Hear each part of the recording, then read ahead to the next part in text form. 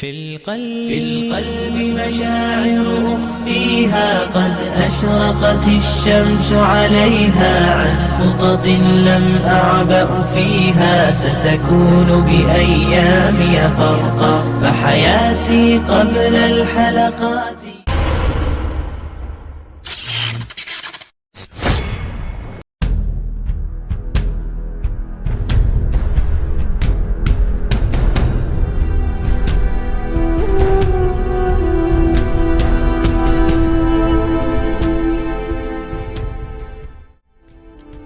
Assalamualaikum warahmatullahi wabarakatuh. Mengapa Rasulullah jarang sakit? Pertanyaan ini menarik untuk dikemukakan. Secara lahiriah, Rasulullah SAW jarang sakit karena mampu mencegah hal-hal yang berpotensi mendatangkan penyakit. Konon, selama hidupnya Rasulullah SAW hanya sakit 2 kali, yaitu setelah menerima wahyu pertama. Ketika itu beliau mengalami demam hebat. Kemudian, sewaktu menjelang beliau wafat, saat itu beliau mengalami sakit yang sangat parah hingga akhirnya meninggal dunia. Hal ini menjelaskan gambaran bahwa beliau memiliki fisik sehat dan daya tahan yang luar biasa. Padahal kondisi alam Jazirah Arab waktu itu terbilang sangat keras, tandus, dan kurang bersahabat. Maka siapapun yang mampu bertahan puluhan tahun dalam kondisi tersebut, plus berpuluh kali mesti menghadapi peperangan yang dijalaninya, pasti memiliki daya tahan tubuh yang sangat luar biasa. Mengapa Rasulullah jarang sakit? Pertanyaan ini menarik untuk dikemukakan. Secara lahiriah, Rasulullah SAW jarang sakit karena mampu mencegah hal-hal yang berpotensi mendatangkan penyakit. Dengan kata lain, beliau sangat menekankan aspek pencegahan daripada pengobatan. Jika kita telaah Al-Quran dan Sunnah, maka kita akan menemukan sekian banyak petunjuk yang mengarah pada upaya pencegahan. Hal ini mengidentifikasi betapa Rasulullah sangat peduli terhadap kesehatan. Dalam Sahih Bukhari saja, tak kurang dari 80 hadis membicarakan masalah ini. Belum lagi tersebar luas dalam kitab Sahih Muslim, Sunnah Abu Dawud, Tirmizi, Baihaqi, Ahmad, dan sebagainya. Lalu, bagaimana cara Rasulullah menjaga kesehatannya? Ada beberapa kebiasaan positif yang membuat Rasulullah SAW selalu tampil fit dan jarang sakit. Di antaranya sebagai berikut. Pertama, selektif terhadap makanan. Tidak ada makanan yang masuk ke mulut beliau kecuali makanan tersebut memenuhi syarat halal dan thayyib. Halal terkait dengan urusan akhirat, yaitu halal cara mendapatkannya dan halal barangnya. Sedangkan thayyib berkaitan dengan urusan duniawi, seperti baik tidaknya atau bergizi tidaknya makanan yang dikonsumsi. Salah satu makanan kegemaran Rasulullah adalah madu. Beliau biasa meminum madu yang dicampur air untuk membersihkan air liur dan pencernaannya. Rasulullah SAW bersabda, hendaknya kalian menggunakan 2 macam obat, yaitu madu dan Al-Quran. Hadis riwayat Ibnu Majah.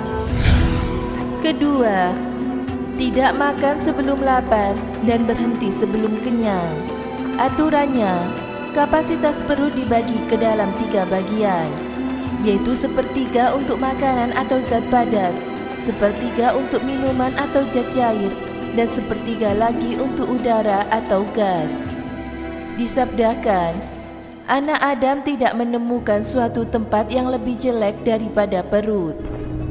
Cukuplah bagi mereka beberapa suap untuk memfungsikan tubuhnya. Kalau tidak ditemukan jalan lain, maka ia akan mengisi perutnya dengan 1/3 untuk makanan, 1/3 untuk minuman, dan sepertiga lagi untuk pernafasan. Hadis riwayat Ibnu Majah.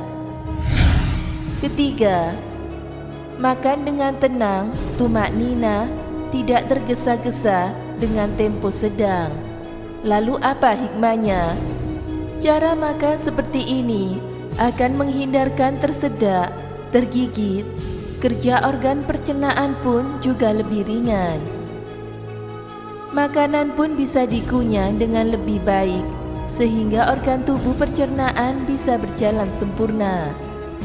Makanan yang tidak dikunyah dengan baik akan sulit dicerna. Dalam jangka waktu lama bisa menimbulkan kanker di usus besar.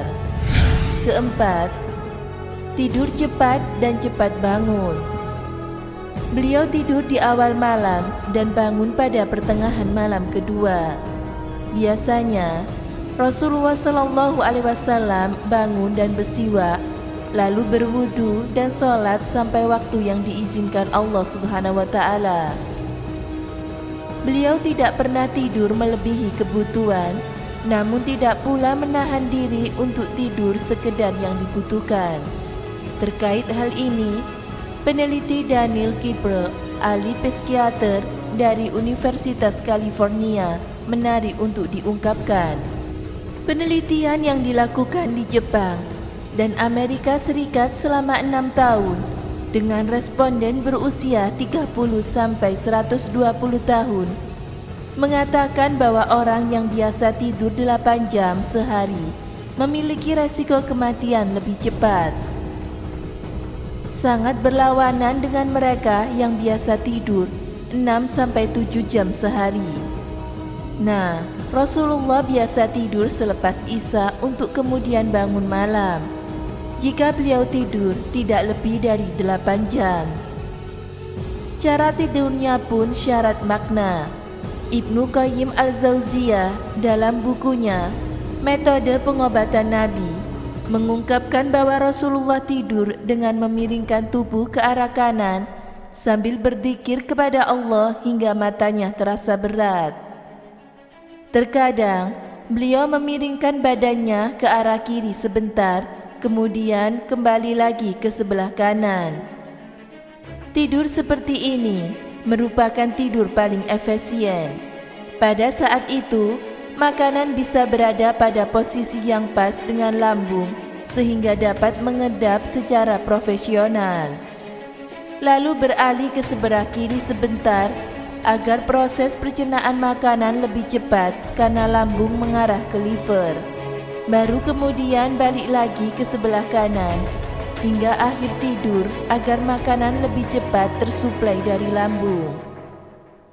Hikmah lainnya, tidur dengan miring ke kanan menyebabkan beliau lebih mudah untuk sholat malam. Kelima, istiqomah melakukan puasa sunnah di luar puasa Ramadan.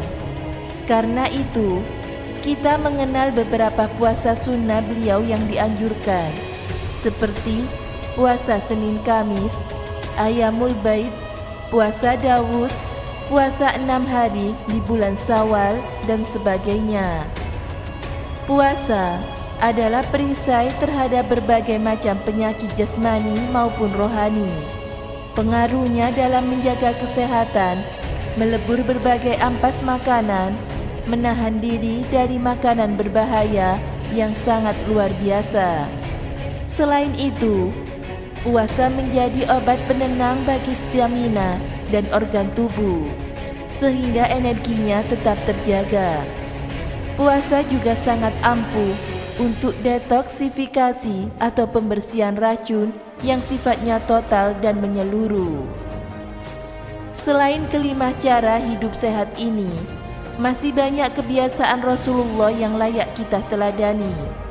Di antaranya adalah cara bersuci, cara memanjangkan matanya, keutamaan berkhitan, dan keutamaan senyum, serta masih banyak lagi. Yang tak kalah penting dari ikhtiar lahir, Rasulullah sangat mantap dalam ibadah ritualnya, khususnya dalam sholat. Beliau pun memiliki keterampilan paripurna dalam mengolah emosi pikiran, dan hati.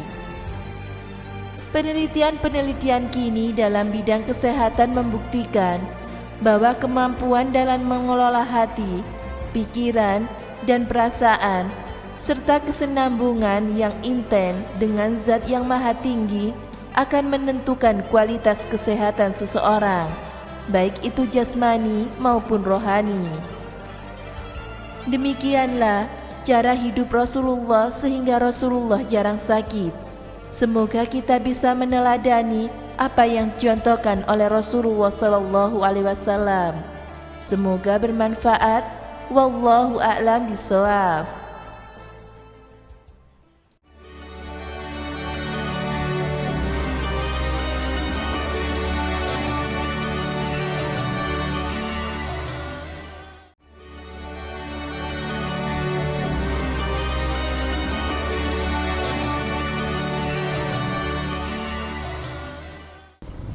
Assalamualaikum warahmatullahi wabarakatuh. Pemirsa Amirul Mukminin yang dirahmati Allah Subhanahu wa taala.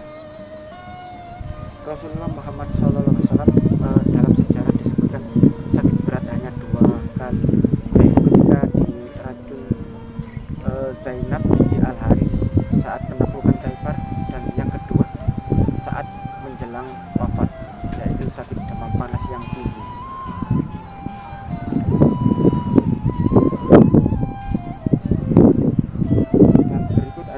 Menurut Al-Quran dan Hadis,